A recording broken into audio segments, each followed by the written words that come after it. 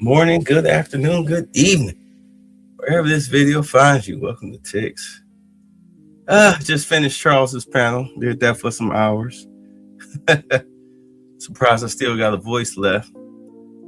But we're going to get into it. How y'all doing? I hope y'all had a good Christmas.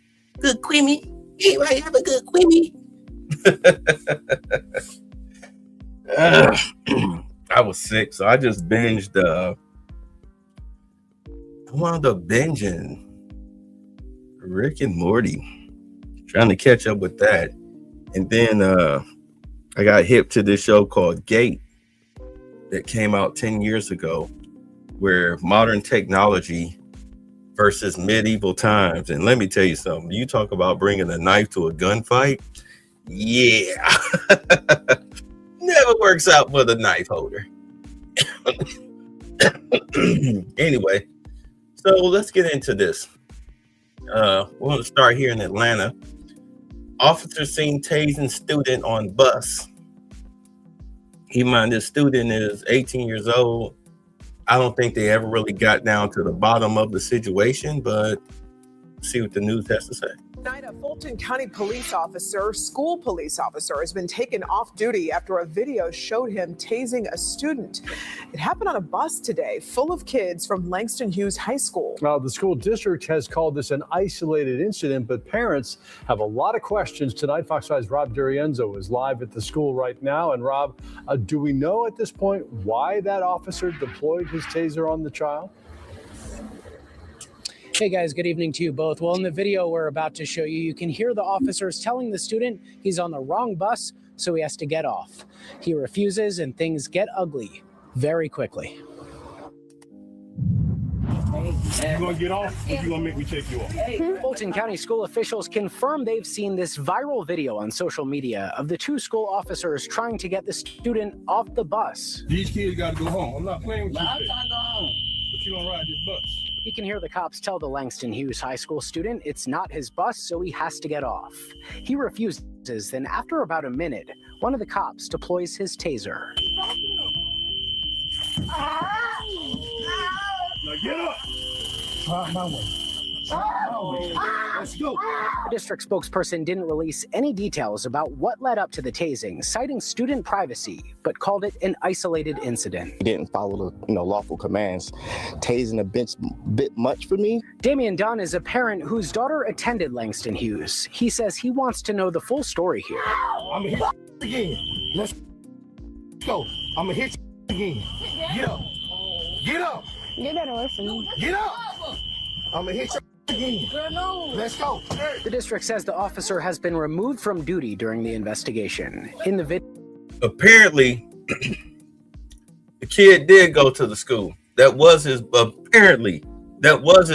Him and the bus driver had some words previously, so she didn't want him on the bus and said it wasn't his bus. She wanted him off the bus, but that was his bus ride home. So she called for school resource officer, and of course you saw what happened. And that's, we were talking about this earlier about kids. Let me finish the video, then we'll get into it. After the student is up, the taser sounded like it was deployed a second time. I just like to get the full context of the situation of what happened before, I make any judgment. But, looking as a parent, I don't want my son being tased. Let's go. Now, guys, school administrators sent a letter home to parents letting them know what happened. They encouraged them not to watch or share the video we just showed you. Now, at this point, it's all over the news. The student was injured in this incident. That's the latest from here live in Fairburn. Rob Durienzo, Fox 5 News. Yeah, we were talking about it earlier today, where I was saying that if I had children, I would definitely send them to private school to avoid all of this insanity that you see. And usually what the issue is, you have a bunch of unruly kids, single mother raised homes. They don't know how to behave out in public. They take on the mannerisms of their mother. And so they get mouthy. They get mouthy, and males get violent. So as a school resource officer, you're used to dealing with unruly, mouthy, violent kids in public schools all day. Now, was the tasing too much? Of course it was. Kids not being violent. It's two of y'all. That kid looked like he weighed $105, and that cop easily looked like he weighed about a good 180. It's two of y'all. Get him off the bus.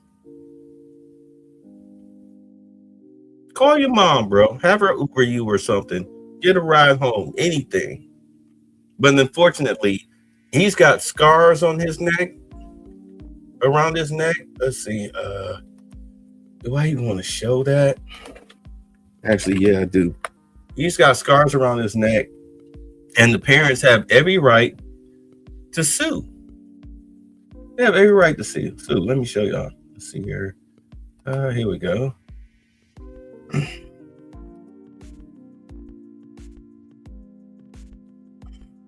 right. Let me show y'all what this kid's neck looked like. You don't believe this.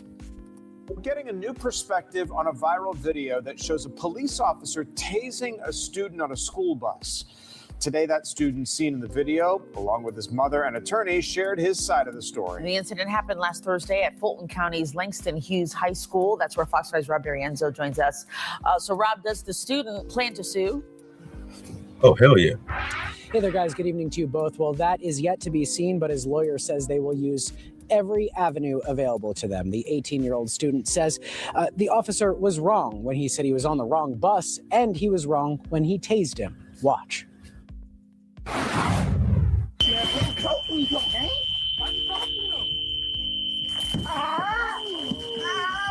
Get up. 5 days after this viral incident on a Fulton County bus, 18-year-old Lanier Johnson Hunt says he's left with these scars. Look at that. He burned him all up. Look, these are gashes.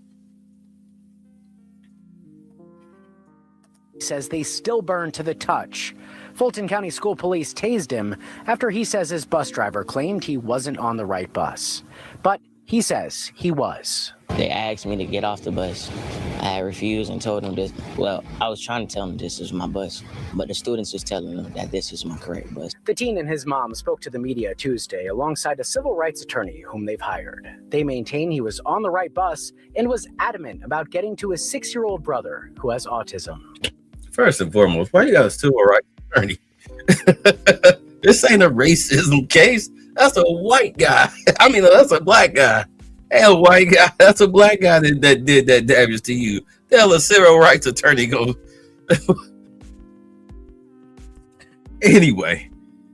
He was merely trying to get home to take care of his little brother. He was on the right bus. The student, who weighs about 115 pounds, claims after the officer tased and handcuffed him, the violence didn't end. He was slapping me, then he tried to tase me again. The teen's lawyer says he was suspended for 10 days and charged with obstruction, resisting arrest, and disorderly conduct. And I was like, okay, if he did something wrong, then you guys handle it. But then when I got the complete truth, it hurt. Fulton County Schools confirmed they've removed the officer from duty during the internal investigation, but they refused to provide any other details, calling this an isolated incident.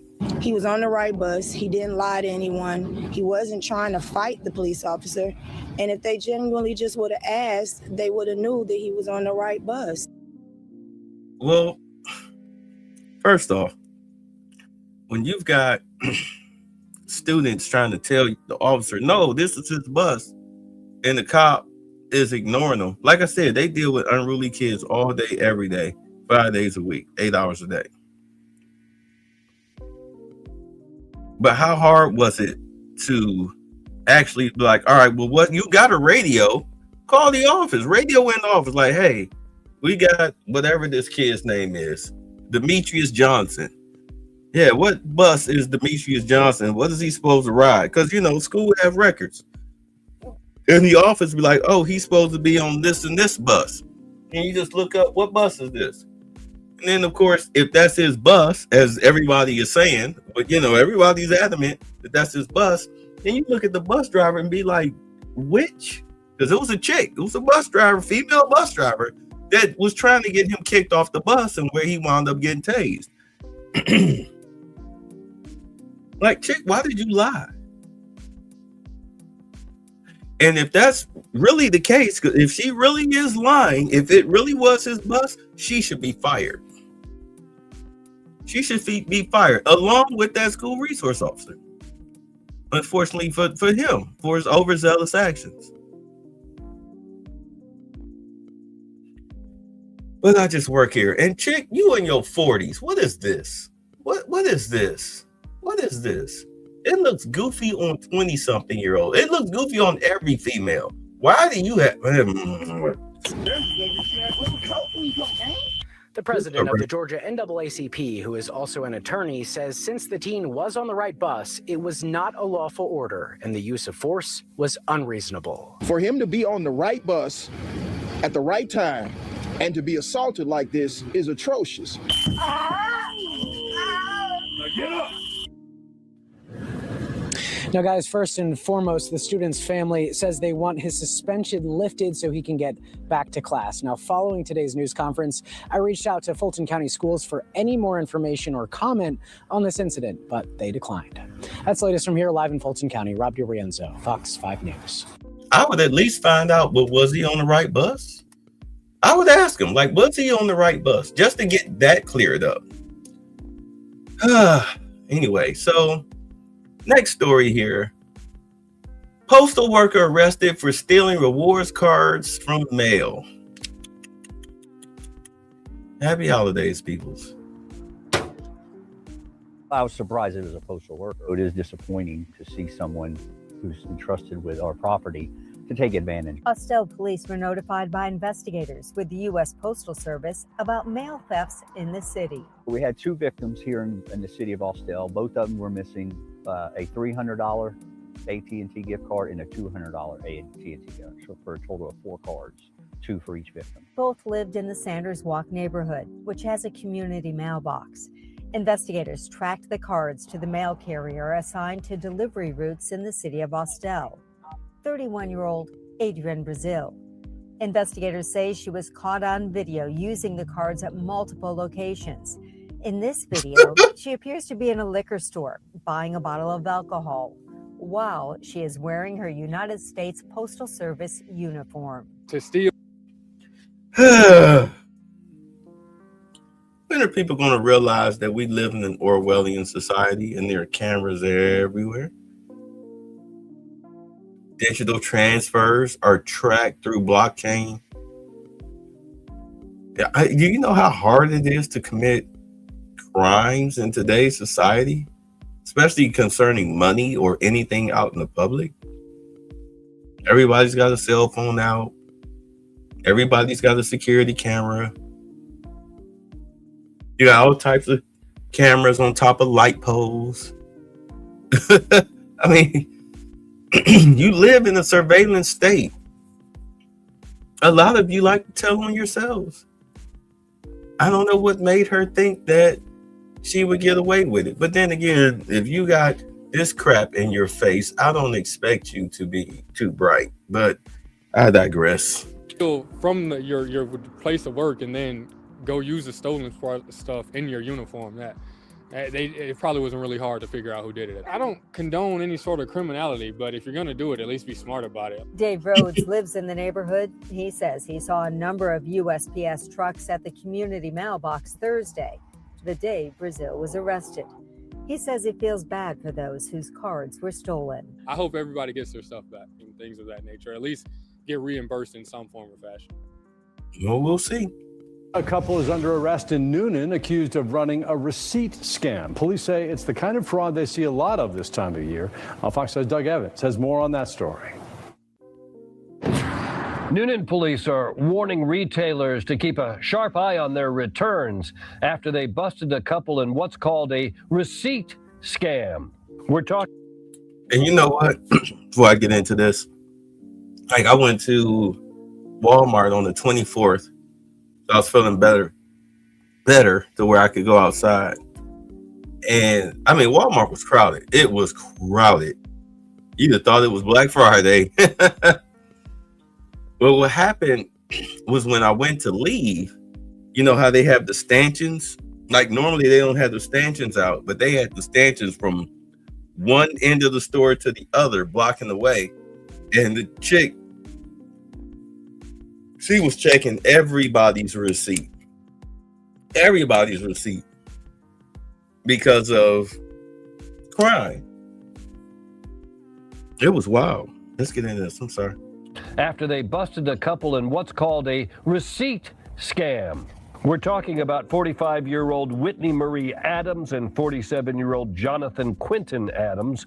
Police say they are both from Carroll County. Here's a surveillance photo from the Noonan Target store. Police say this is Whitney Adams leaving the Target after some shopping, but they also believe that she tried to return some merchandise at the same time with a receipt that, well, Target said just didn't add up. The store got suspicious and called police. Here's the scam. Police say the Adamses allegedly took old receipts, stolen receipts, or receipts they printed in their car, and then they'd go and pick out the exact same items that are on the receipt from the store shelves. And then they would try to return that merchandise as if it had been previously purchased. Let's hear from Noonan Police about what they found. How you gonna try to again? Surveillance state, police state. They watching you pick all this stuff up, and then it's like, well, where are they going? You go to customer service returns. They look like, you know what? Of course, they can't do anything until you cross, you know, the threshold. Then it's theft. That's why they got a picture of her trying to walk out the door. Oh my God. God, this is fun. I'm having fun. You guys having fun? I'm having fun. They found the vehicle they arrived in, found a Ziploc bag full of receipts, actually a few Ziploc bags with different big chain stores written on the outside of the bags. And in one of the other bags was a receipt printer. What would they have done with that receipt printer? One of them had experience at a retail store, a larger chain retail store. So they would have been familiar with what the receipt should look like, and they could print it on the thermal paper. Police say that a Noonan Target employee actually recognized Whitney Adams as she was attempting to return the merchandise. She apparently had worked at a Target store in Carrollton.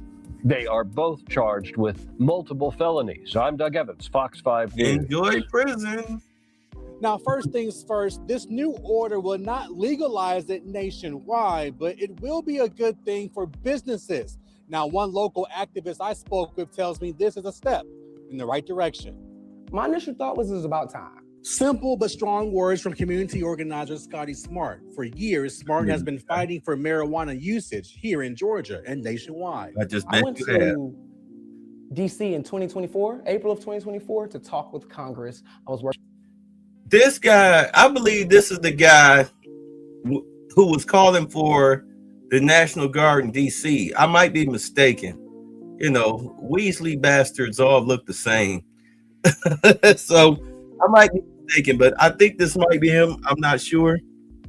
But let's continue. Working on a campaign called We Want All the Smoke, where we're spreading marijuana opportunities and knowledge everywhere statewide, trying to legalize in the state, but also having conversations at the federal level. Smart says he wants to take away the negative stereotypes of marijuana. Like if someone's smelling on you, see it on you, they automatically kind of label you a criminal in a sense, you know? And it's like, no, I'm not a criminal. I just want to take the edge off. It's just a relaxation for most of us. Thursday, President Trump signed an executive order to reclassify marijuana to Schedule 3, which is the same classification as Tylenol. It's currently listed as a Schedule 1 drug alongside heroin and LSD.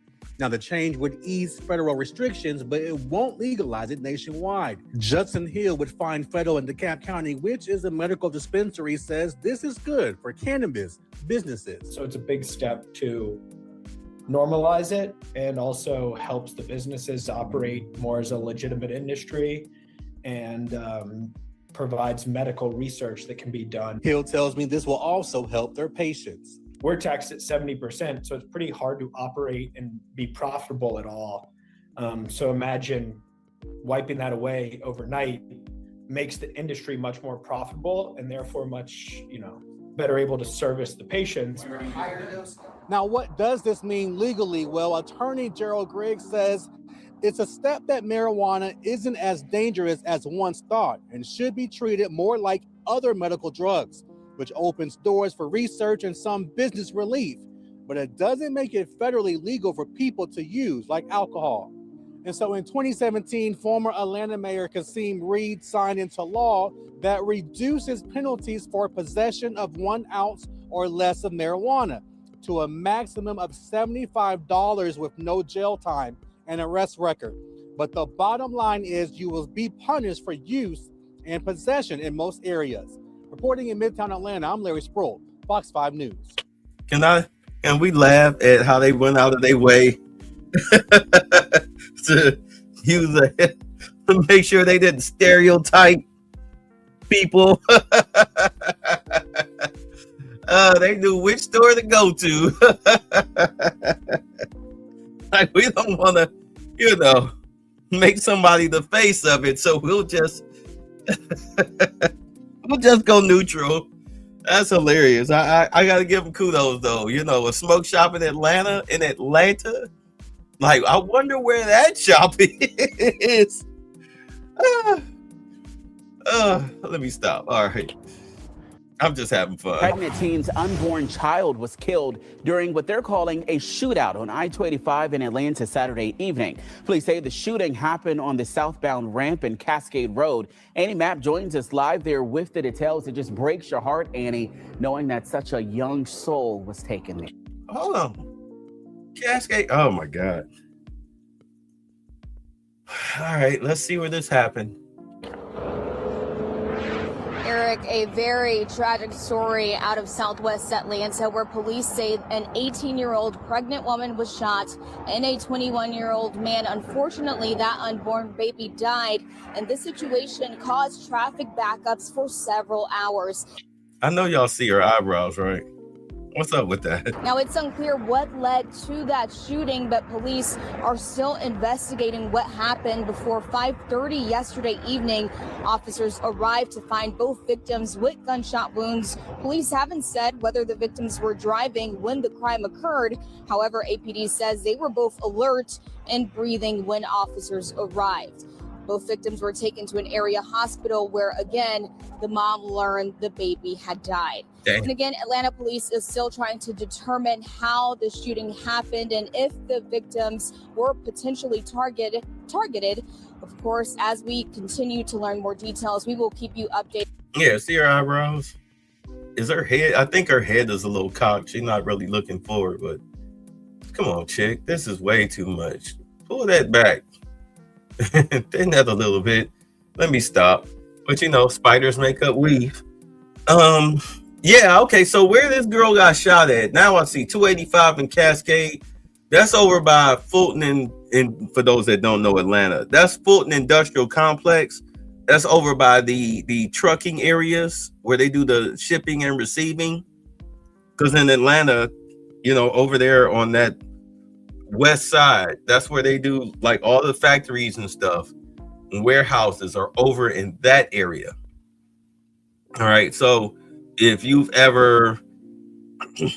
ever in Atlanta and you take 285 heading west or north from the west side, you're gonna run into a crap load of trucks. That's like nothing but like truck alley. Yeah, you got to be careful over there. I seen 2 trucks bang into each other one time over there. Just bam, they cabs bumped into each other. They just kept going. They didn't give a damn. I mean, it didn't look like any real damage. So, yeah, but that's where that is. That's over by Fulton Industrial. Both on air and online. For now, reporting live in Southwest Atlanta, Annie Mapp, Fox 5 News. Yeah, hopefully they can find whoever is responsible. Annie, thanks so much. Probably a road rage incident.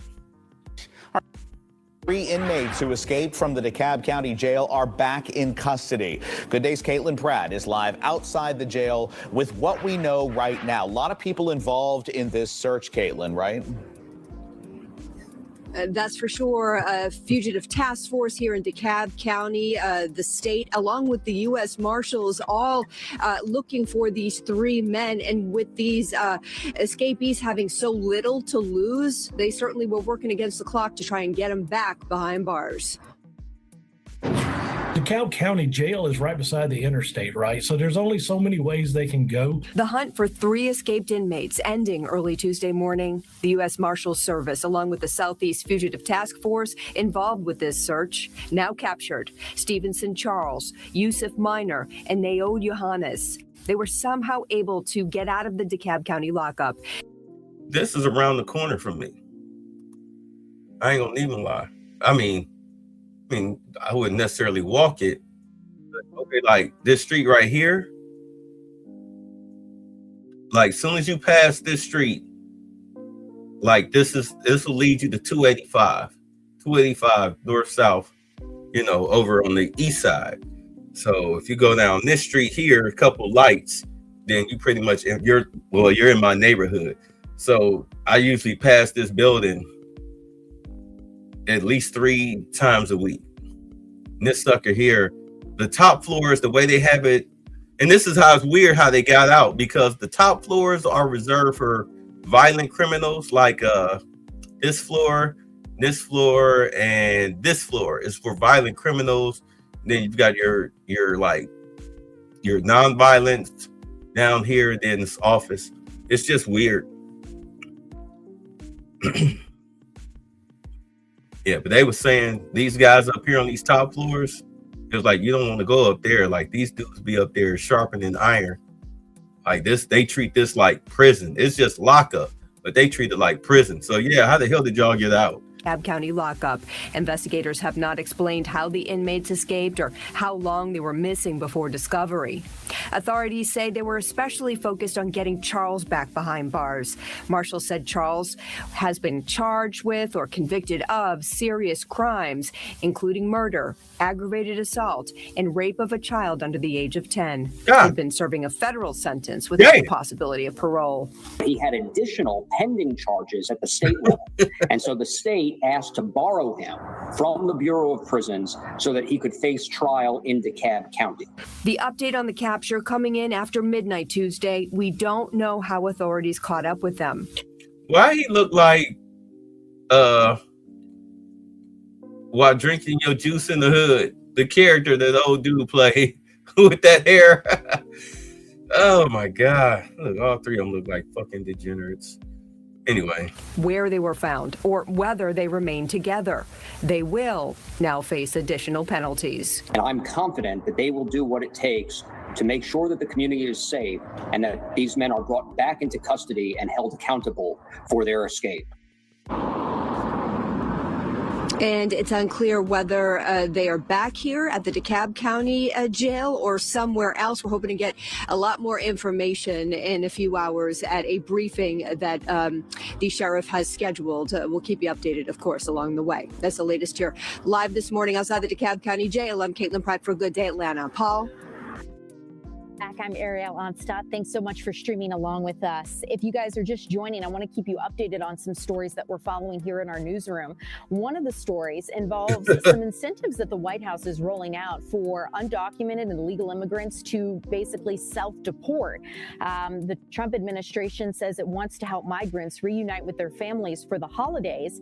Homeland Security Secretary Kristi Noem announcing her department is tripling the incentive for immigrants who are here illegally to leave voluntarily by the end. Yeah, so Secretary Kristi Noem, she wrote, this Christmas season, the U.S. taxpayer is generously tripling the incentive for illegal aliens to leave voluntarily. Through the end of the year, illegal aliens who self-deport using the CBP Home app can receive a $3,000 exit bonus. Illegal aliens should take advantage of this gift and self-deport, because if they don't, we will find them, we will arrest them, and they will not return. See, because originally they were giving out, I'm going to take a second with this one. I'm not going to be long though. Originally they were giving out $1,000. All right. Now, what happened was when Musk found through Doge, when they found the millions of social security numbers over the age of 120 years old, they killed all of those social security numbers. These social security numbers are of course stolen. So that left a lot of these people stranded. You done paid all this money to the coyote to help get you to the border. You paid all this money for a stolen social security number, and now you out. You asked out. What are you gonna do? You can't get a job. You can't do anything in the United States financially without a social security number when it comes to digital currency, and hardly nobody pays with cash anymore. So these people were asked out. You've had over 1 million people who have self-deported because of the loss of those social security numbers. So they figure, since the big beautiful bill is now kicking into effect next month, and with the money coming in from the tariffs, understand that it costs $17,000 if you get deported by the Department of Homeland Security. So it's cheaper to just give you, well, at the time, 1,000, but now 3,000. It's cheaper to give you $3,000 and pay for your flight home. Okay, so you're looking at anywhere between $4,000 to $5,000 as opposed to $17,000. All right, this makes it easier for DHS. When Elon Musk left Doge, the next day, the Supreme Court gave Doge more than read-only access to the social security numbers because they wouldn't let Elon Musk have more than read-only access. When he left the next day, they opened it up to Doge, and all of those double social security numbers and whatnot, triple whatnot, they started systematically eliminating the extra social security numbers. So a lot of people are asked out. You got the Somalians who are out here, and the other people, the Haitians, who are committing fraud, taxpayer fraud through these programs. So they were getting their money, but now the money is cut off. The money is cut off. Your temporary protected status is null and void, and ICE is on the prowl. Now that the BBB is about to kick in, all of those ICE agents that they hired during the summer and trained, they're ready to roll out. They're ready to be deployed next month. They don't give a shit about some loser Confederate blowing a whistle or having a camera in their face. If anything, you're probably going to see some serious violent repercussions for doing that.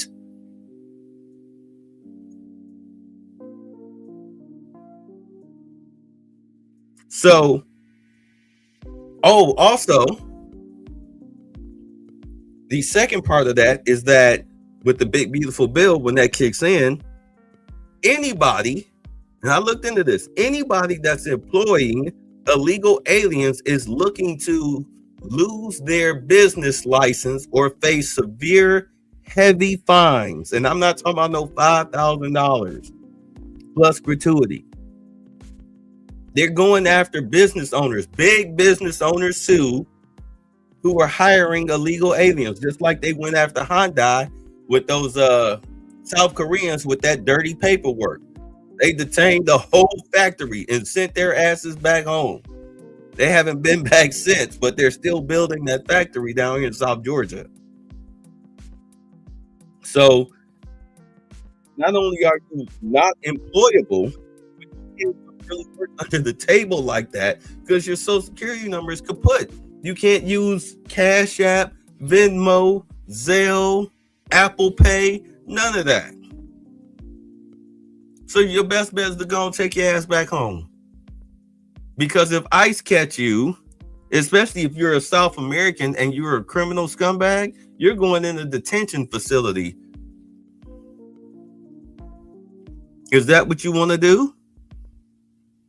Or would you rather just catch the next flight smoking with $3,000 of American currency? Let's say $1 US is 57 of yours. Yeah, you made out like a fat rat. You had nice little 3, 4, 5 year vacation in America.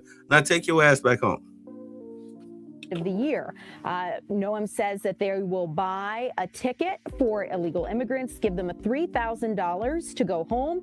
And that includes, she says, people who have not been detained, maybe have interacted with law enforcement, but don't have any criminal charges against them.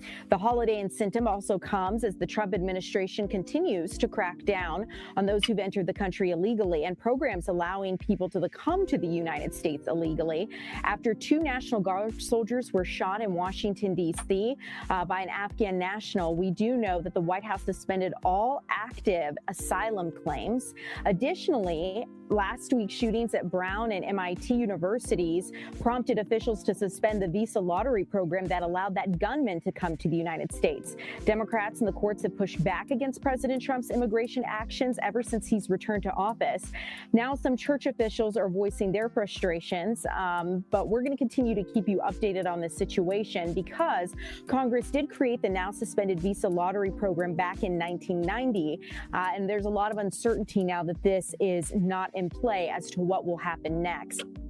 You know, the Pope had the nerve to open his little mouth, I almost said something foul, his little mouth about deportations. Like, dude, you live in the Vatican. You're surrounded by a wall. How about we send them to the Vatican? You can house them.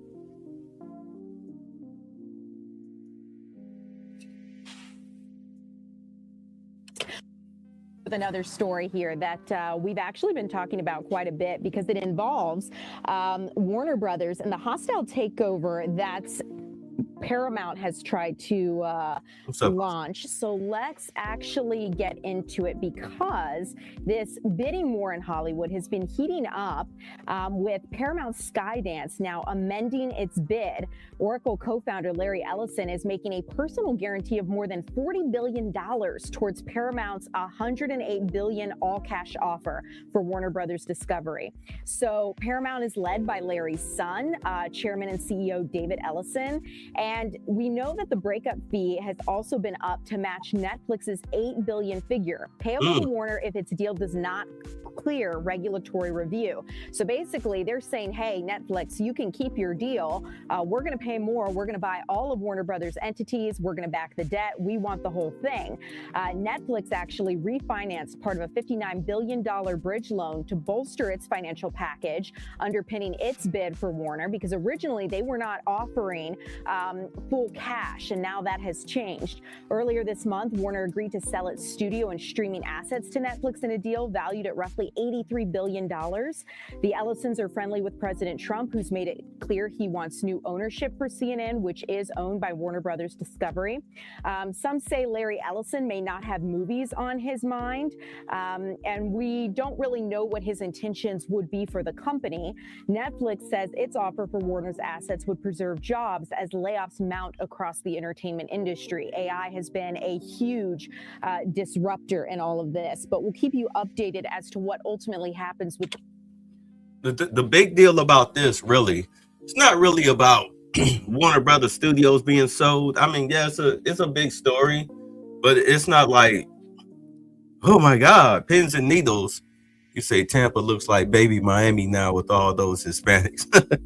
But what's really big concerning this sale is CNN. That's really the huge story that a lot of people don't want to talk about. Because if Netflix buys buys the Warner Brothers stock or their catalog, they also will own CNN. Netflix wants nothing to do with CNN.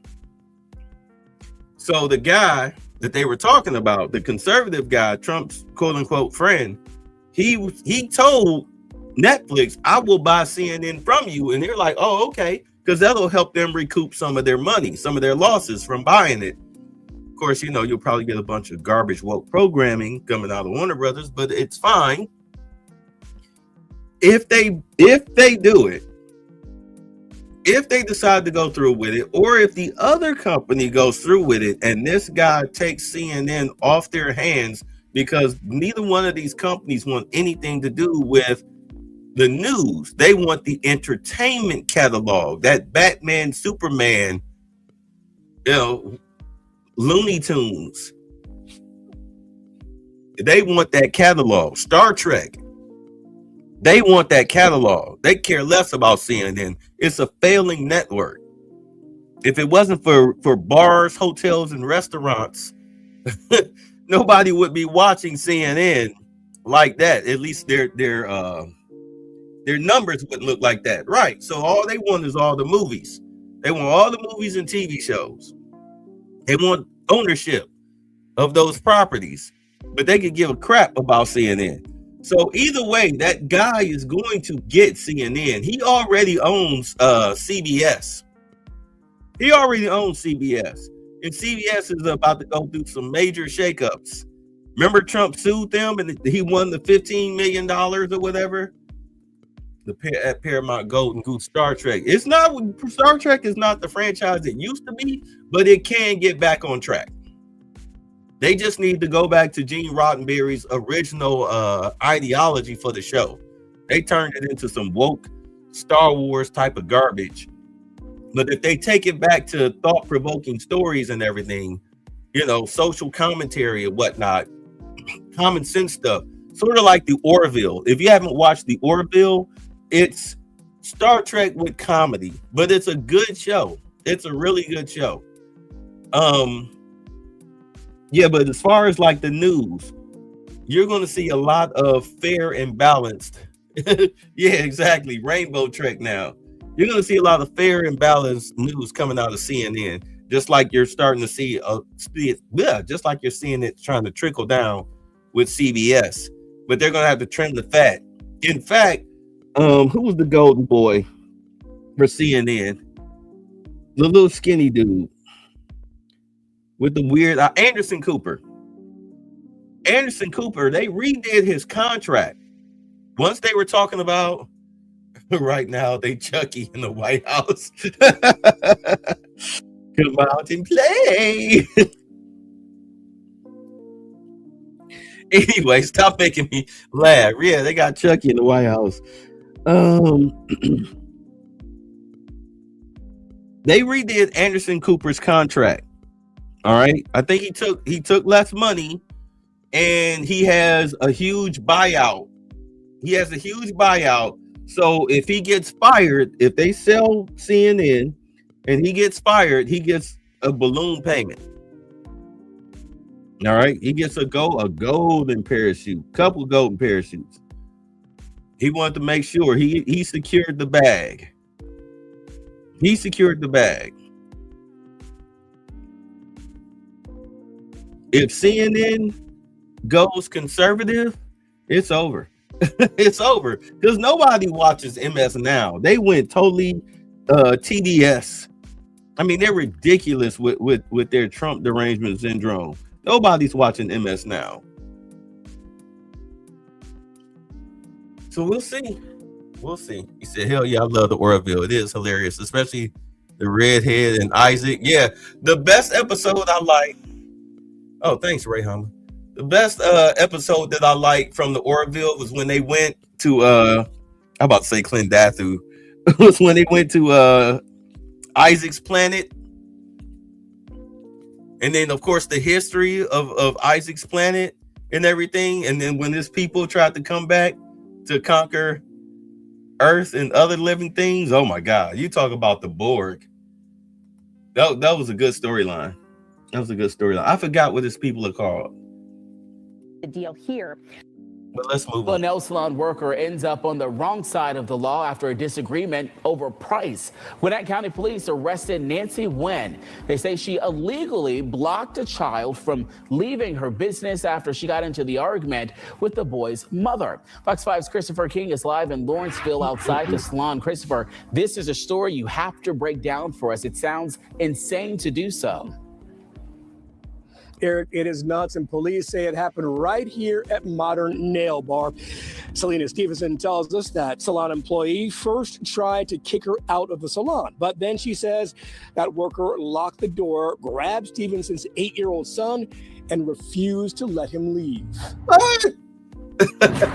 Police arrest a worker outside a nail salon after they say she illegally blocked a customer's child from walking.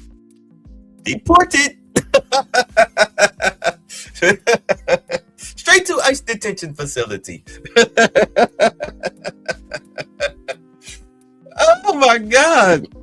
You cannot bring third world tactics to a first world country. You will be up out of here, baby.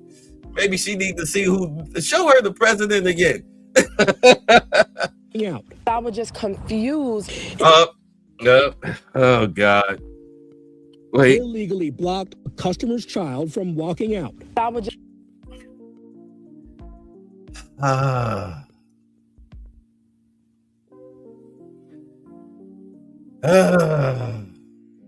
tattoos all on her hands, neck, metal shit in her nose. Any takers?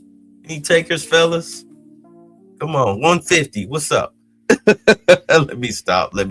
just confused. It happened this past Sunday at Modern Nail Bar in Lawrenceville. Selena Stevenson tells Fox 5 she was getting a manicure. And she was just basically saying all this other stuff was added onto the bill. Stevenson says the woman who was doing her nails kept adding more costs. I questioned the price. Stevenson says that worker grew annoyed. She told me if I didn't like the price, then I could leave. I attempt to leave, so I just get up and I just walk to the door. Stevenson tells us she put her one-year-old daughter into her stroller. Her son, Sahir, tried to follow. Then things grew heated. She just pulled him in and locked the door. And you were inside also? We were inside, me, my one-year-old daughter that I had in the stroller, and my son, and a bunch of other people in the shop.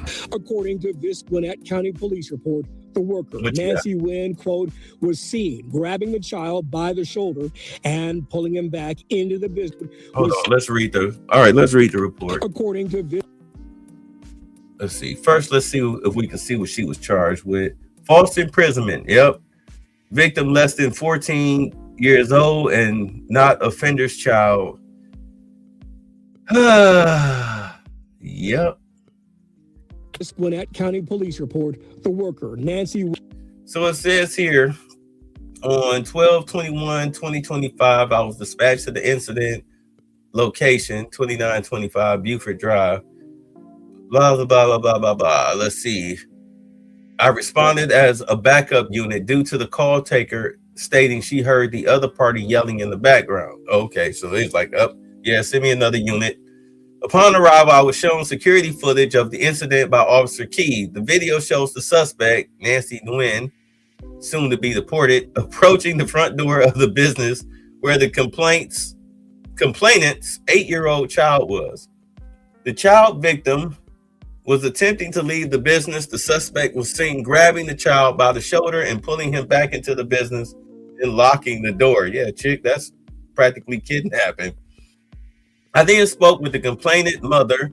She stated she was in a verbal argument with the suspect over the price of the service when the suspect told her to leave. The complainant was getting her things together to leave when her son walked towards the front door to leave as well. She said she saw the suspect run to the front door and pull her son away from the door and told him he was not going anywhere, then locked the door. The suspect stated she did not ask the complainant to leave, but when she saw the child exiting the door, she did not want them to leave until the bill was paid, so she stopped him from leaving. Based on the video footage and statements of the parties, I placed the suspect under arrest for false imprisonment of a child under 14 years old. Handcuffs were placed behind her back, checked for fit and double locked. She was searched, incident for arrest for contraband, and placed in the back seat of my patrol car. Yeah. You gonna learn today. When, quote, was seen grabbing the child by the shoulder and pulling him back into the business, then locking the door. The suspect said, you're not leaving until your mother pays for her services. I had every intentions on paying you. Stevenson eventually got out with her children and called police. The fact that you just put your hands on my son, we're going to wait for the cops to come. Officers arrived and handcuffed Wynn. Wait, I know what you're talking about. Say, I found it amusing how Isaac unintentionally roasted the single mother doctor with logical truth.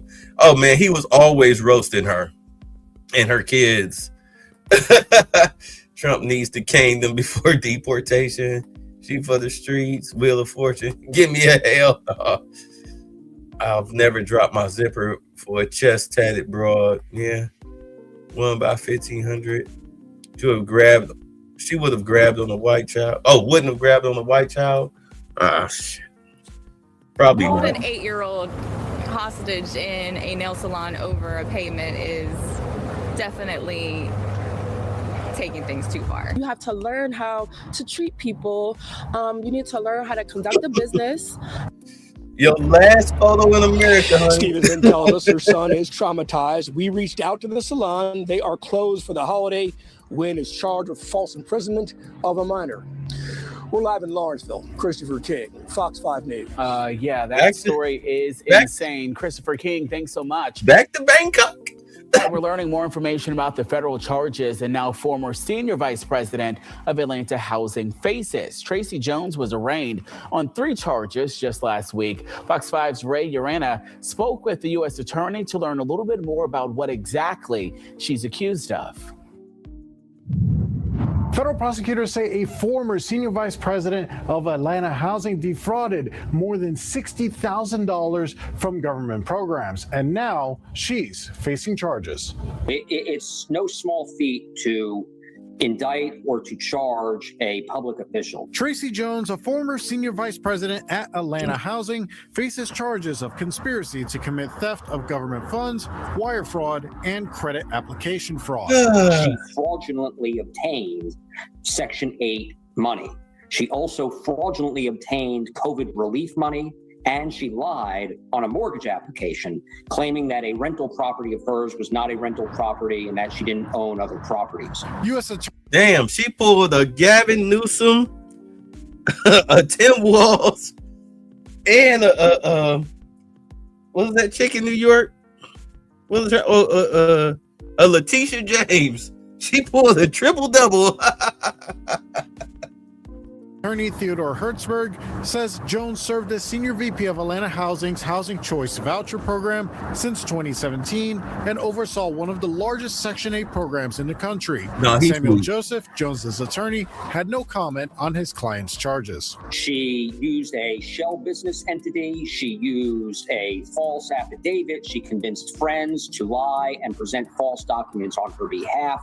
Damn. She used a fake name. Atlanta Housing said in a statement, quote, "As this is an active legal matter, Atlanta Housing is unable to comment at this time. We will follow all appropriate protocols related to both internal and external reviews of all claims." On Monday, Atlanta Housing appointed Shannon Lindsay to serve in Jones's former post. This is incorrigible behavior, but thankfully, this defendant is now on a track to accept responsibility, plead guilty, and be held accountable for her offenses. Hertzberg says that Jones is expected to enter that guilty plea to all 3 federal charges in the next few weeks. He also says that her status as a public official will be considered in any potential sentence.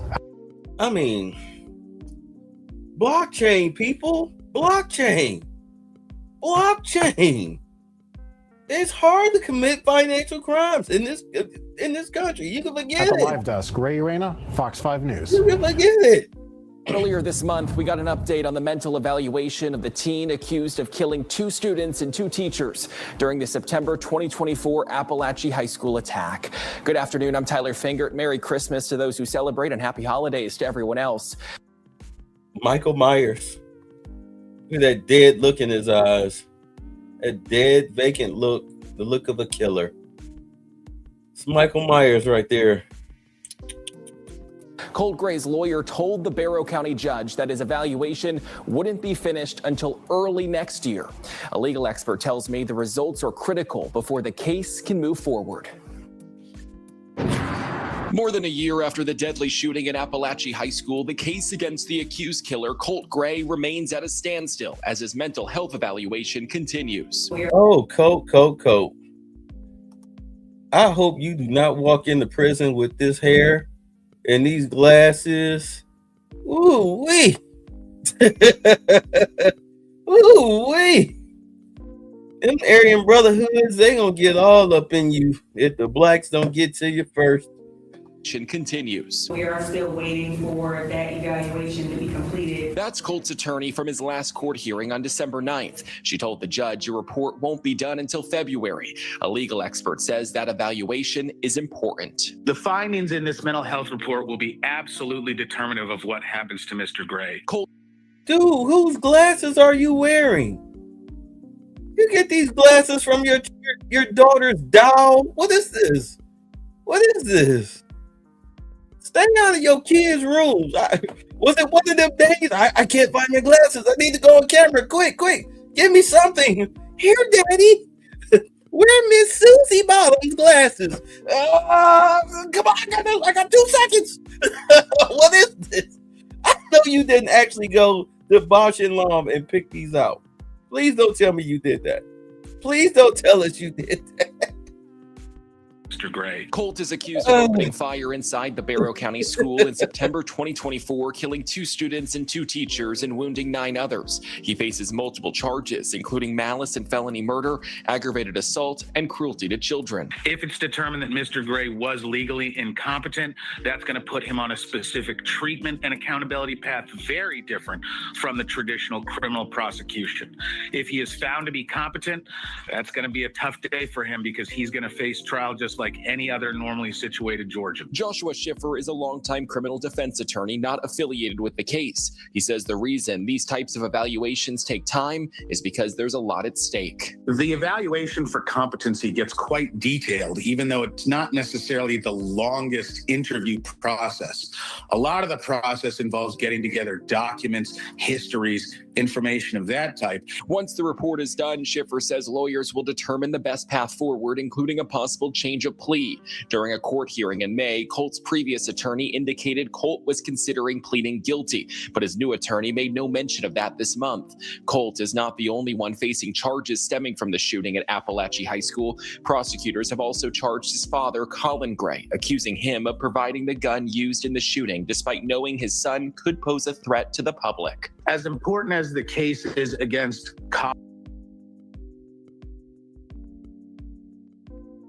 Sorry. Yeah, they're doing that now. They're starting to do that now, especially up in Baltimore with was it Alvin Bragg? Yeah, they're starting to charge the parents for these teen school shooters. Like, because if you didn't secure the gun or you bought the gun for the kid or something like that, they hold you liable. All these gun locks and gun safes and everything. Yeah, your kid's not going to shoot up a school and you get to walk away. Remember one of the school shooters last year, they locked up, I think they locked up both of his parents, but I know for sure they definitely locked up his mother. They definitely locked her. They threw her ass in prison for her son shooting up that school because she provided him with the gun. She knew that he had violent thoughts. Yeah. She bought him the gun. It was unsecured. And she was talking just as reckless and stupid mouth as he was. So they said, okay, we'll give you some time in the taco house to think about it. And off she went. Colt Gray, I believe more people are watching the case against his father.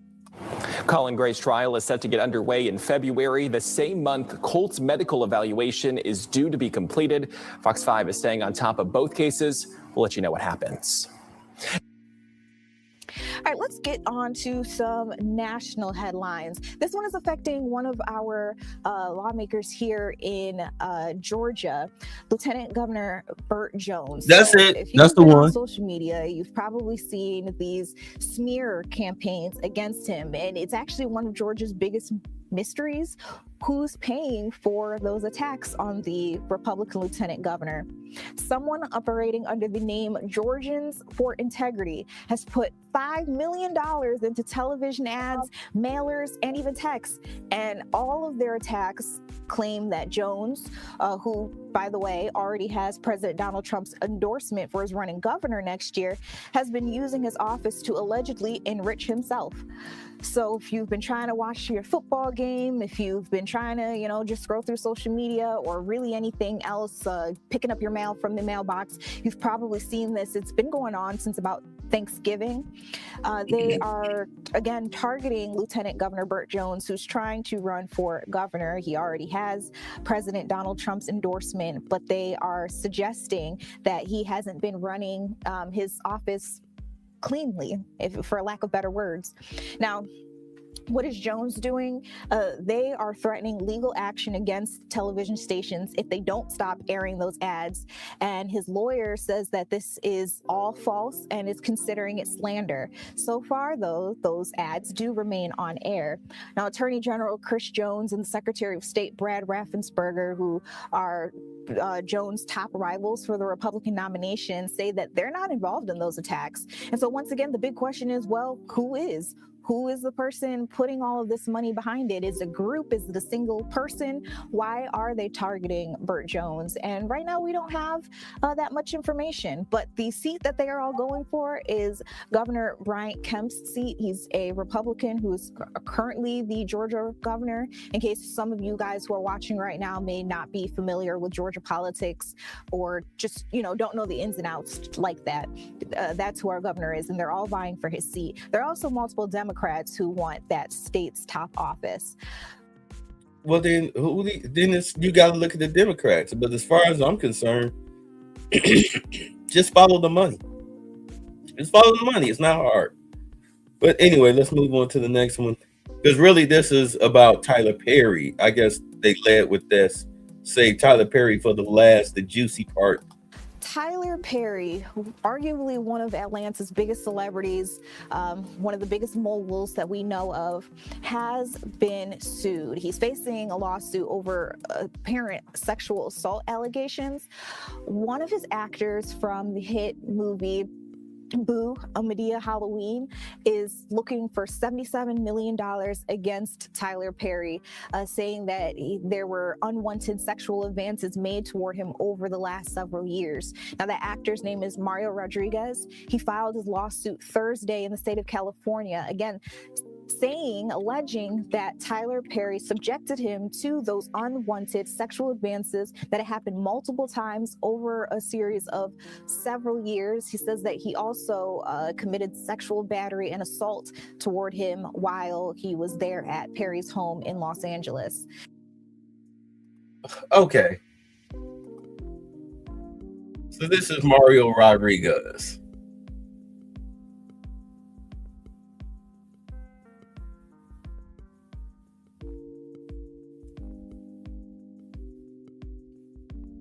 That's the boxer. But at any rate, this is the guy that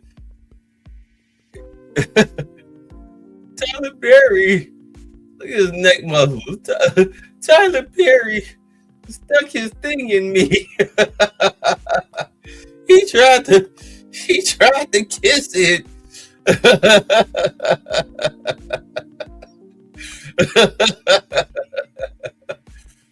I mean, you try to tell me you couldn't stop Tyler Perry? What was y'all doing?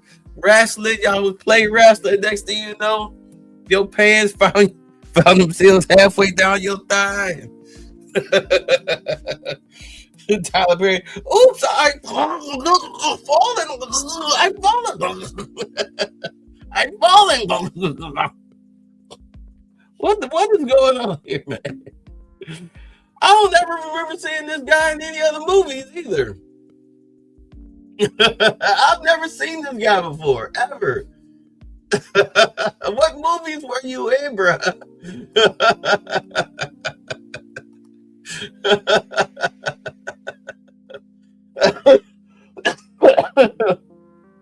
Anyway.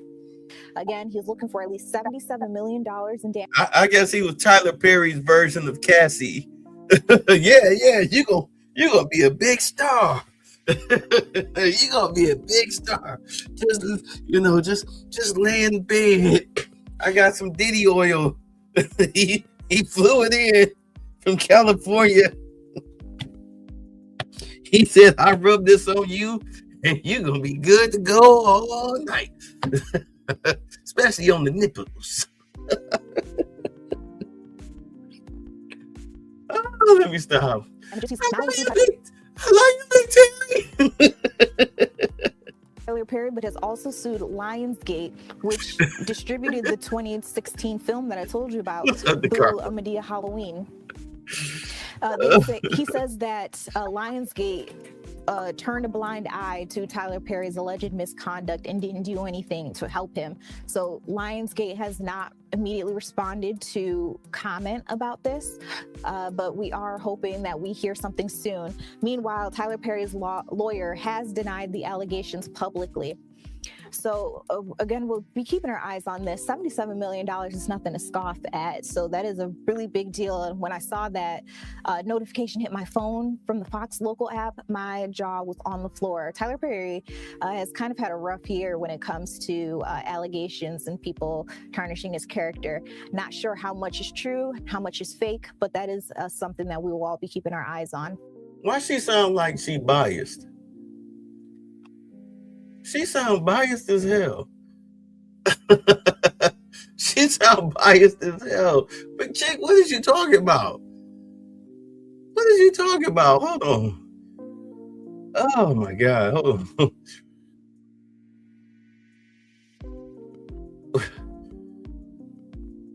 Hold on. Let me see. Hold on. Trying to find it.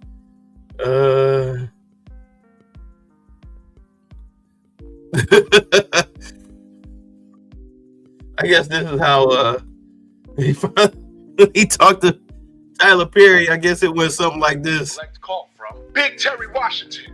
Answer the phone, Sugar Dad, Cub. you don't have to answer it. He can't hurt you. Yes, the fuck I can. I'll bruise you from the inside and out. Answer the goddamn phone. Hello? I'm just calling up all my old hoes and bitches, letting them know I'm getting married. To who? To my sweet pea. Ain't that right? Yes, Big Terry. Oh, I love when he do that voice. I'm gonna hit you like a jackhammer tonight. We breaking through concrete. Oh, Jesus Christ. It's Big Terry. I do it better than him. What are you doing? Are you getting jealous? No, it's just like some Stockholm syndrome or something. Don't worry, Sugar Curl. You're gonna always be one of my favorites. Remember that time I went so deep down inside you, I cracked some of the vertebrae on your spine? Yeah, I do. They said 1 inch should have left you would have separated my spinal cord. I was paralyzed for months. I had to learn how to walk again. You had a lot more than just spinal fluid in there that night. I sent you a little present in the mail. Open it up. Oh, it's a half-eaten honey bun. That's not just a honey bun. That's the honey bun you ate out from between my cheeks that turned you into sugar curls. Wow, thank you. You kept it. That I'll means a warm lot. it up for you, too. It's been marinating in Big Terry's prison office. Take a bite. Oh, but Terry, there's a lot of hair on this. I said take a bite. Okay. Yeah.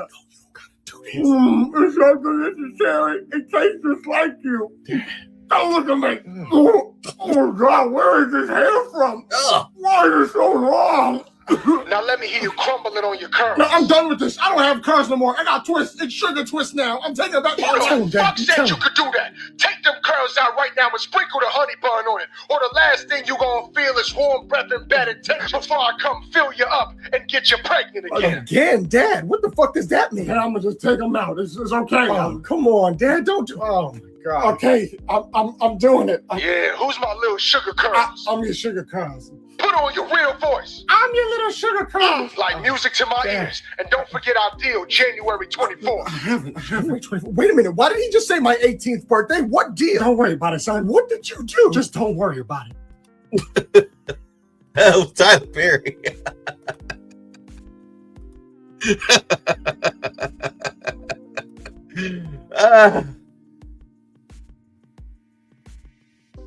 Uh-oh. Can y'all hear me? Can y'all hear me? I hope y'all can hear me. That's how Tyler Perry be calling up his actors.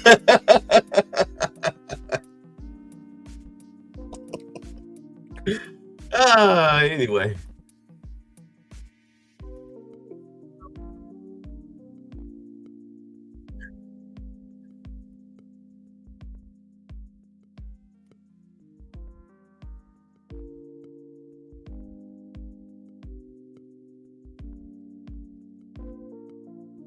Oh, look, it looked like no, she didn't fix those eyebrows. Is her face symmetrical? What am I looking at here? But so before she get into the story, like Atlantic Station is supposed to be like it's Atlanta's attempt at a smart city here. Like you've got residents. These are residents with restaurants downstairs. It's like it's a smart city, 15-minute walk. It's a little smart city. You got this is residents, all these tall buildings, these are residents. And downstairs you've got bars, restaurants, you've got like grocery stores, you got a Target. Like back here in the back, I know exactly what she's standing at. Back in the back, way in the back here is a Target. And that sucker stay busy. You got hotels, you got 2 hotels over here, and just a whole lot of shops. But a lot of the shops have been closing because of crime. The YNs, like, because the problem is that this is like, if you were to, you would say it's near downtown. Like let's say like you got a short north. It's not actually downtown, but it's up like 14th Street and up. So this would be like in like that 14th Street type of area or something like that, or maybe in the 20s. And of course, on the other side of this, down the street in walking distance, is old Atlanta, old neighborhoods, almost like the hood, but not really. And you've got college campuses and over there and everything. But because you have a lot of old houses, grandparents, they own these houses, people that are of grandparent age, they own these houses. And unfortunately, a lot of the kids who more than likely live with their grandparents, they come over to Atlantic Station and cause, of course, YN havoc.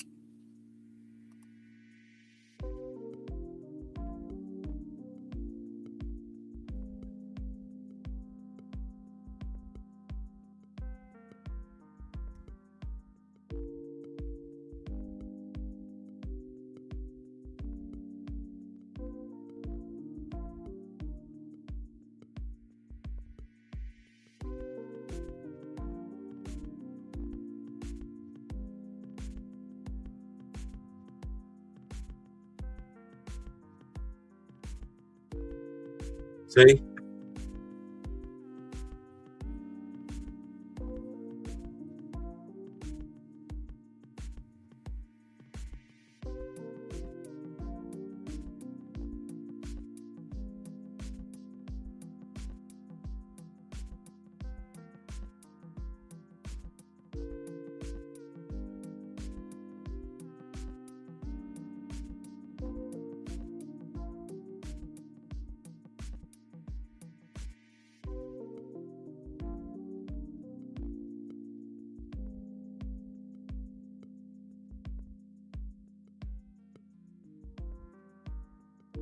Of course they will.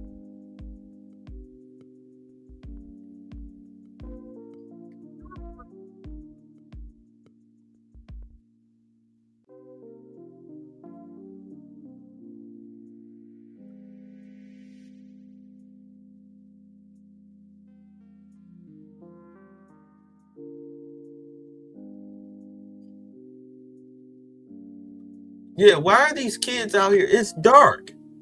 There's nothing over in Atlantic Station for them to even be over there outside of the movie theater. It's not a hangout spot for kids. Can you imagine? It's like kids hanging out in the red light district. Not saying that Atlantic Station is bad like the red light district, but you have no business being over there as a teenager, unless you go into the movie theater and getting the hell out. And the movie theater is not inside the enclave like that.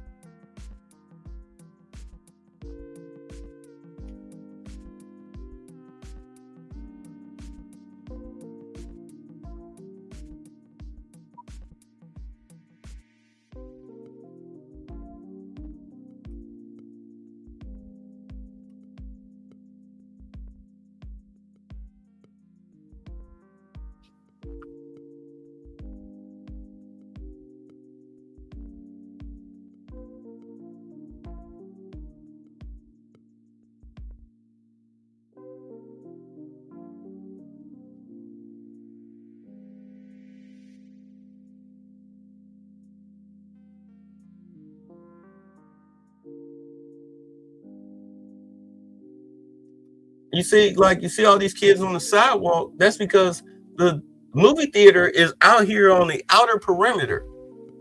So that way they don't disturb the residents who live inside the perimeter. But what the hell? All of y'all went to go see some boring ass movie? I doubt it.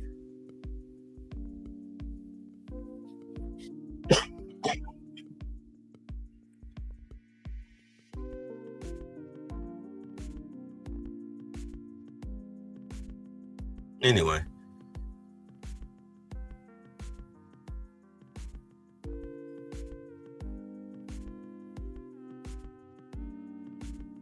We're in Houston now.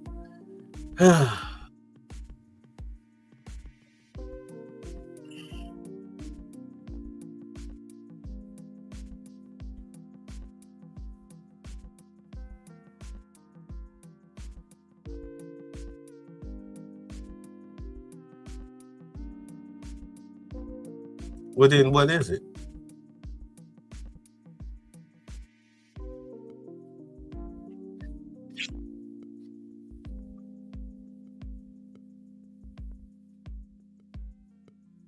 Okay, Leslie.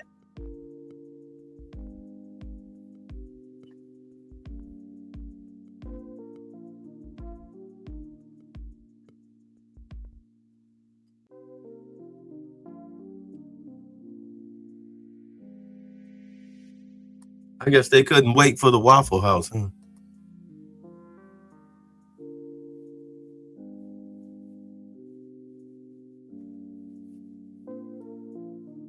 All right, Detroit, be safe.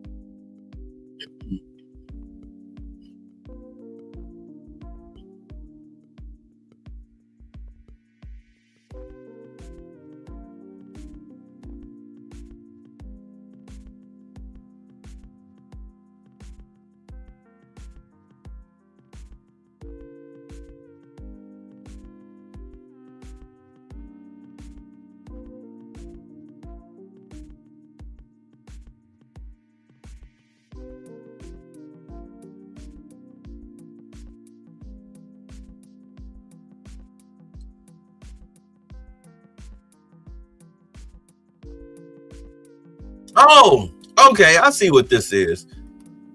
We have these in Atlanta. I'm pretty sure y'all have them too. If you've ever, okay, like you know how you order some food on this stupid app on DoorDash. Now you order some food on DoorDash and you want to go pick it up, but come to find out that it's not the actual restaurant.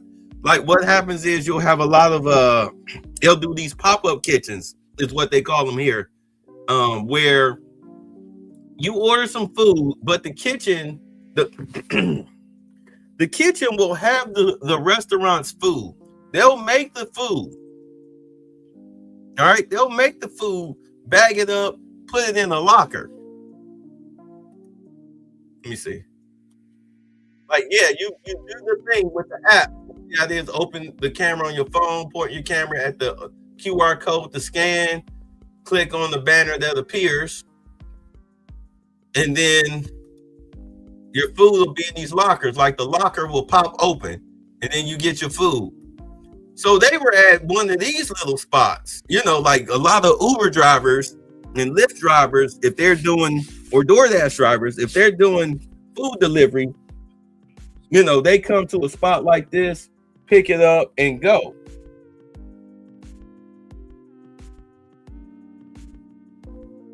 So that's what this is. All right, I'm trying to figure out. So no wonder they got into a fight over here. They being stupid.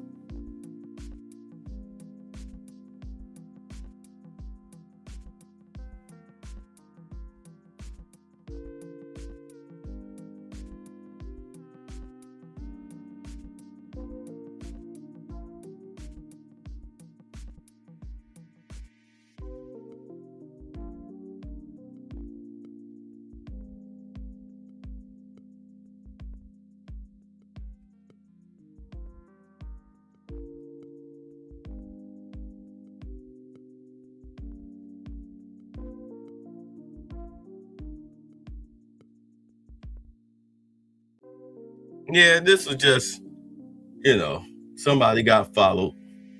Anyway, so check out the brave rescue of a dad saving his daughter.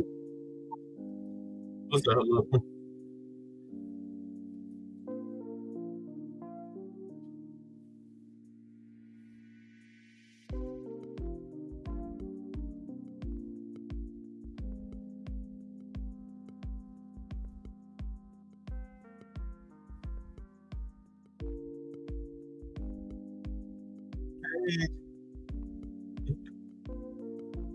Solid 6.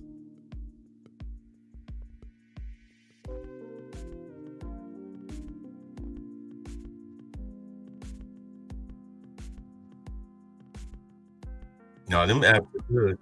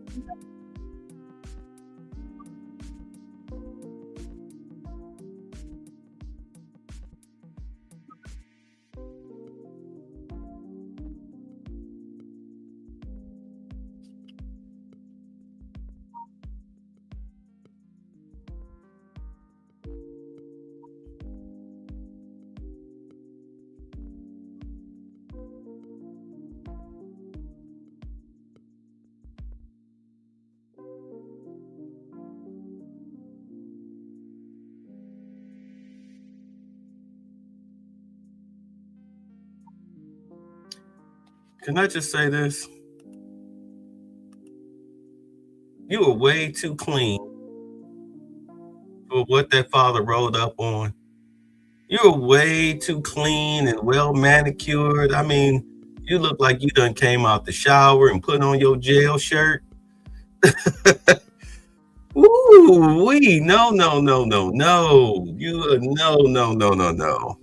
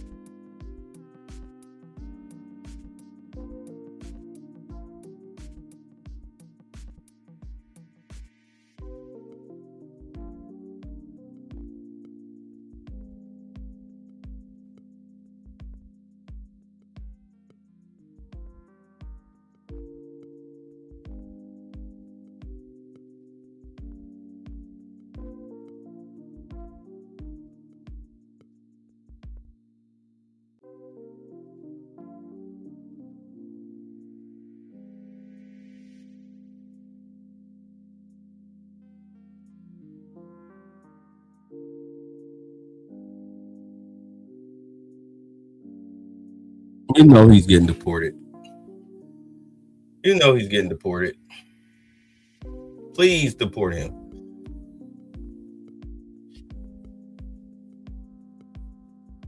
Are you real? Hold on. Are you like a reporter or you going for a beauty pageant? What is going on down here in Houston? I mean, Houston be having some beauty pageants working their news coverage. Good Lord. That Peyton Yeager? Damn, she fine. This chick act like she trying to compete. What's up?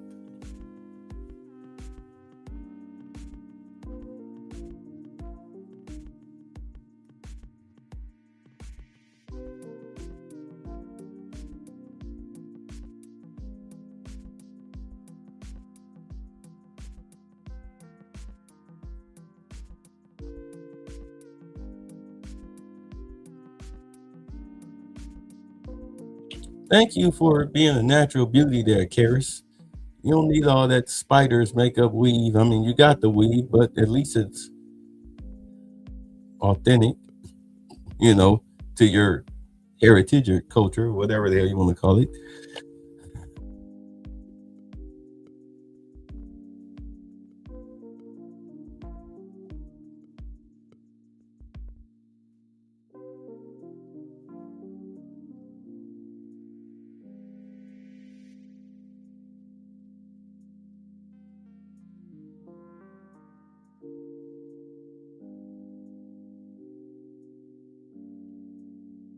Good job, Lozano.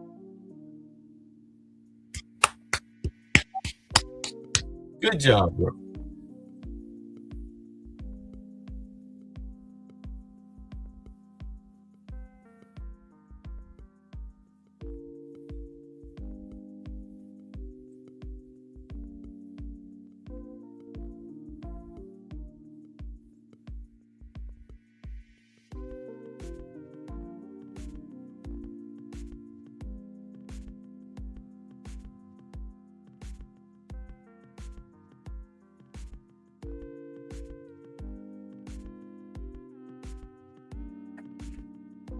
Get that man a cookie.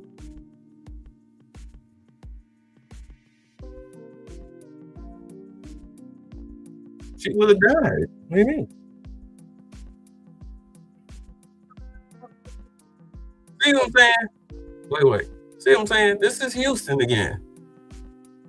Pretty ass Latina. And then, of course, now this is a new face. Because normally when I see her, she's with some dude. I see what they're doing here. It must be Brown Sweeps Week or something. Anyway, let me stop.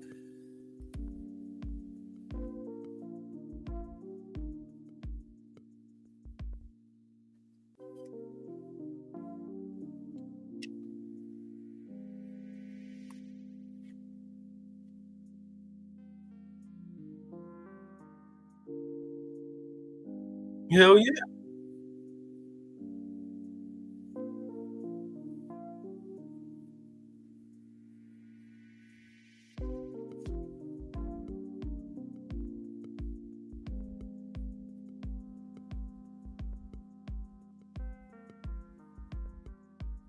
Hell yeah.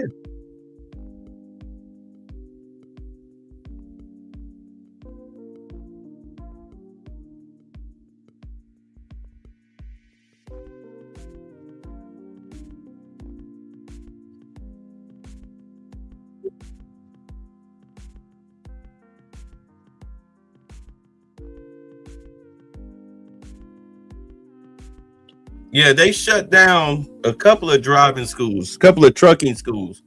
DHS, they did that. So it's not like they're not doing anything. Trust me, they're on top of it.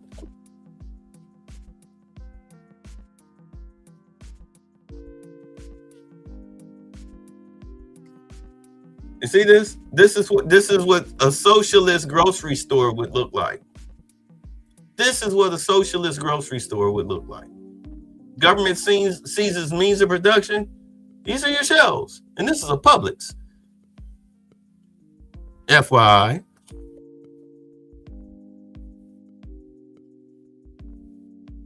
Illegals.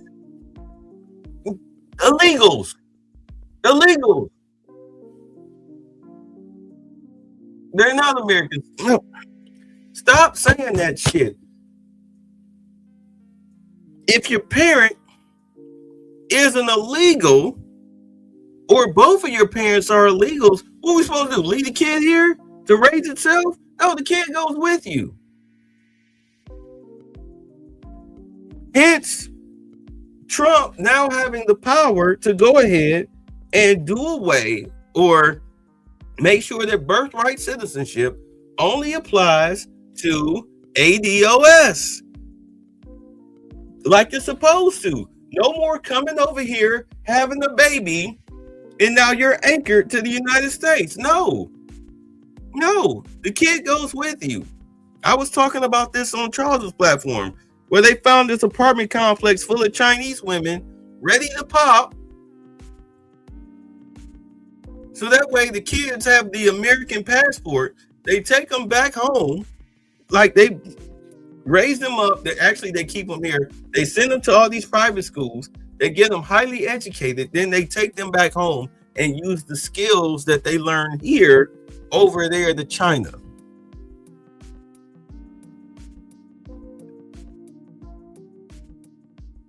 Quote unquote anchor babies and espionage.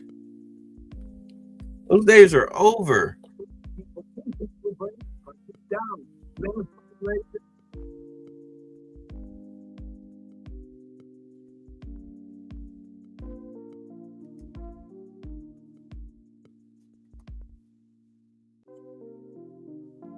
Good.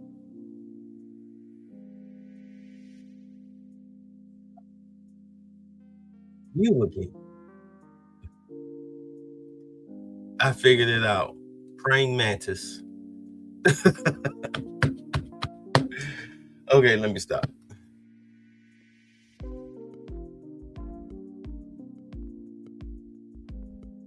Wait. Do chicks, I haven't seen a chick use lip liner in a long time. I think it's been like the 90s. The last time I seen a chick use this black lip liner. Who the hell is doing your makeup? It's some old woman back there in curlers with a raspy voice because she's a chain smoker. Who the hell is doing your makeup, chick? Oh, let me start.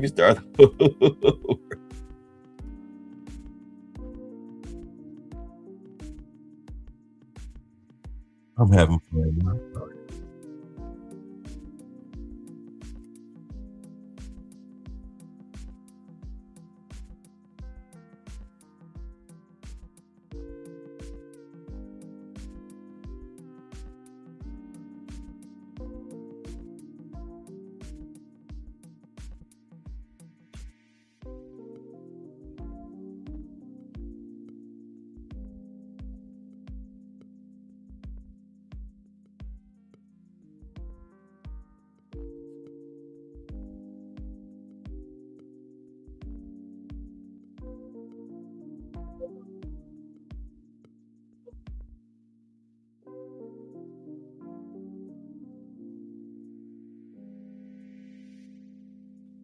Oh God, wait a minute, hold on.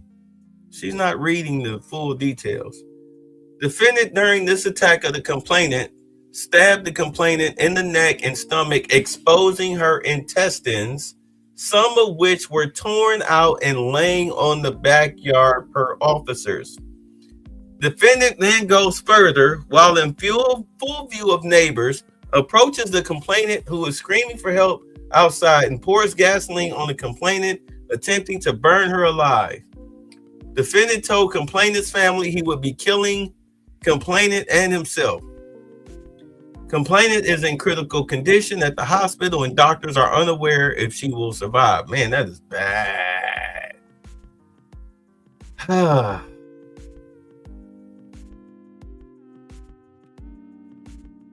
Damn. He gutted her.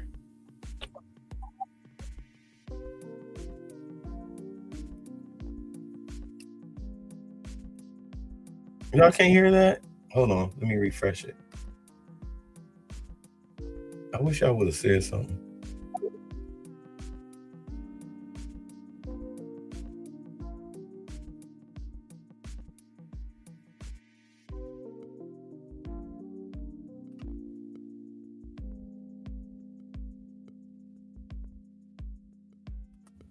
You hear it now? Damn, I can't.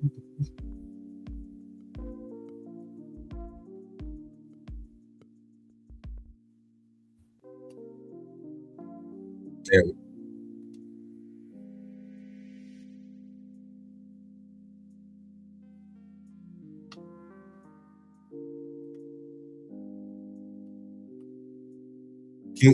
Can y'all hear that now? DeCarlo, I'm waiting. Let me know if you can hear it. If y'all can't hear it, then I'll move on to the next video.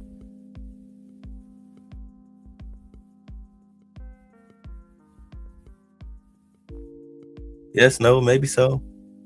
Give me a 1 if y'all can hear it.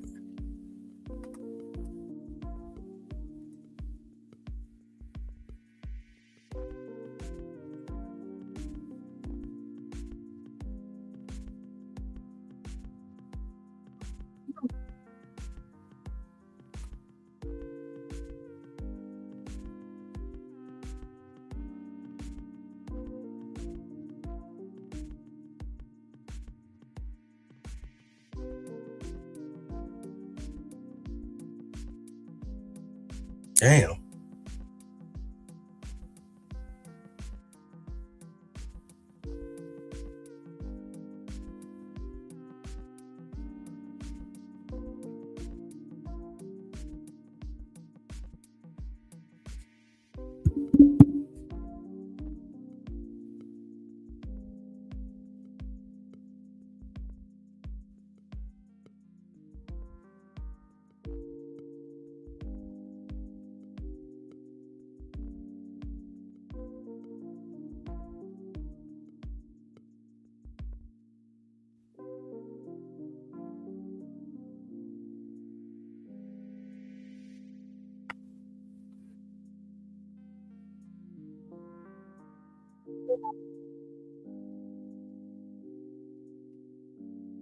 Let's see here. We've got, let's start in 1990. Aggravated robbery. 95, deadly conduct. Again, same date, criminal mischief and evading arrest. Then in 10/6/95, failure identified to police officer fugitive. Let's see here. Also evading arrest. In 7/6/04, assaulted a family member. And then, of course, 12/4/25, aggravated assault family member with a deadly weapon.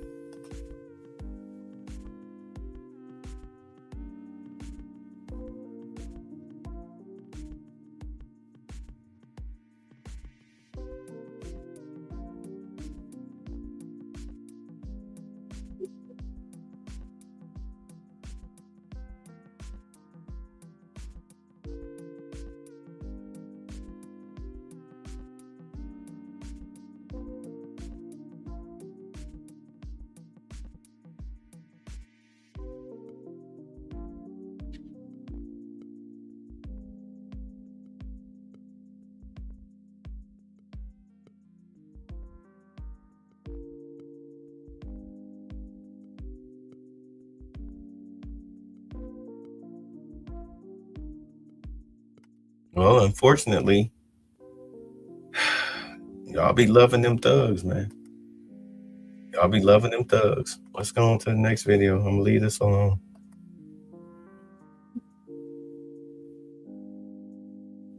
Oh no.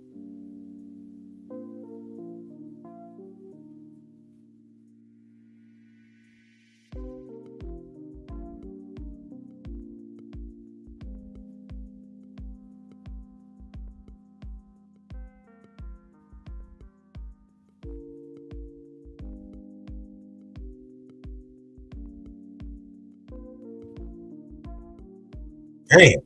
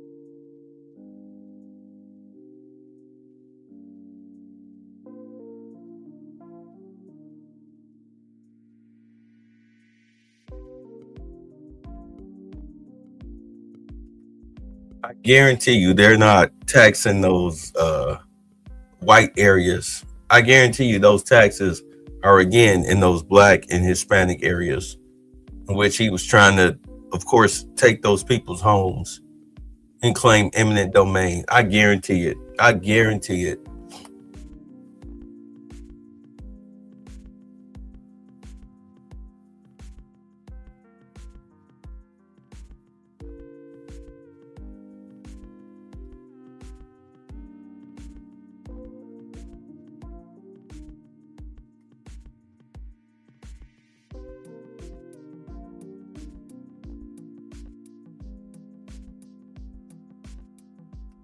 Ain't that about a bitch? Ain't that about a bitch? How dare you tell the public that we're raising their taxes, their land taxes? How dare you? So we can continue to fund city schools, supposedly, allegedly, after we told you we weren't going to do it. But we turned around and had a secret meeting and did it anyway. And now we want to fire the person that told the local reporter at Fox 32 that we did this. Like, people aren't going to find out. So your plan was to fuck over the residents of Chicago. Surprise! You're going to wait a whole year. You're going to wait a whole year to screw these people over. That was the plan. You were going to do it, and then that way nobody claims responsibility. That was the plan. That was the plan.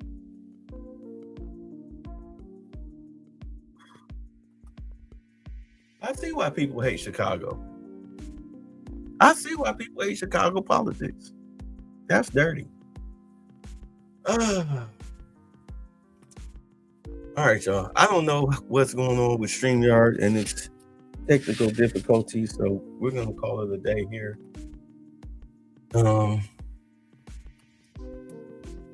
We won't be here Wednesday. You know, it'll be Christmas Eve. I mean, New Year's Eve. I got stuff to do. Plus, you know, you guys enjoy yourselves. Please be safe. If you're going to drink, if you know you're going to drink, take an Uber to and from.